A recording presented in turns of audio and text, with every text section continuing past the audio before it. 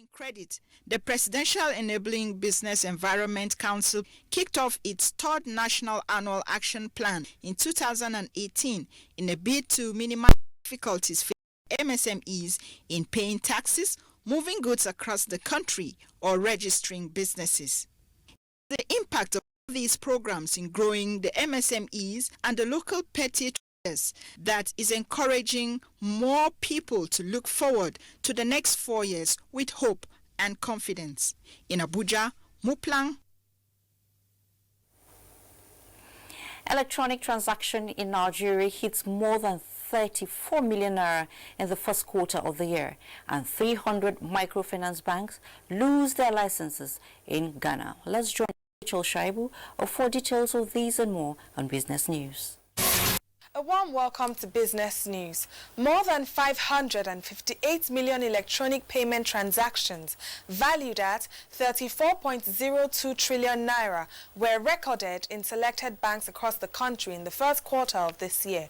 The National Bureau of Statistics, NBS, said this in a report on selected banking sector data, sectoral breakdown of credit, e-payment channels and staff data at the weekend. The report shows that Nigeria's interbank settlement system instant payment transactions dominated the volume of transactions recorded, with 232.8 million transactions valued at 24.17 trillion naira within the period under review. The Bureau also released another statistics indicating that banking sector's non-performing loans of the end of 2019 stood at 1.676 trillion naira. The gross loans recorded in the banking sector stood at 15.480 trillion naira. Loans after specific provisions stood at 30.739 trillion naira in the period under review. Meanwhile, the Bank of Ghana has revoked the licenses of 347 insolvent microfinance firms. The bank cancelled the permits of 192 firms currently in operation, in addition to 155 that have ceased operations. That's it on Business News. I am Rachel Shaibu. An airlift of pilgrims for the 2019 Easter pilgrimage to Jerusalem is underway in Abuja. The first contingent is the pilgrimage left the shores of Nigeria this Sunday. Dele Atumbi reports. The first set of pilgrims from Nigeria comprises 350 persons with homogeneous background from Benue State. This homogeneity of the pilgrims makes of the 2019 Easter pilgrimage to be unique, as they adorn themselves with uniform. The pilgrims took time out to pray for the unity of the country, all the arms of government, and the prosperity of the therein. The church needs to engage the nation in a more positive, aggressive, and play a more central role, lifting Nigeria out of where it is right now. To be ambassadors of the country, and then to portray good images of themselves, and at the same time to abide by the rules and regulations of respective countries. The pilgrims are expected back in Nigeria after the 8 days of spiritual exercise.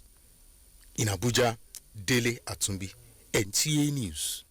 And now to foreign news. President Donald Trump begins a state visit in the United Kingdom.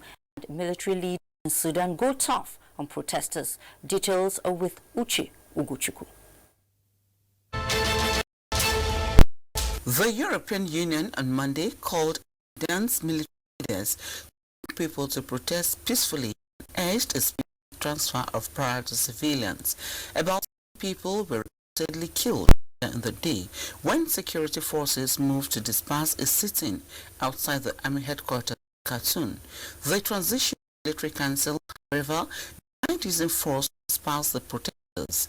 They followed the course of talks between the Transition Military Council and opposition groups on the establishment of an interim government. From Algeria comes the report that the Constitutional Council has postponed the presidential elections scheduled for June 4, prolonging the country's transition after President Abdelaziz Bouteflika resigned 2 months ago.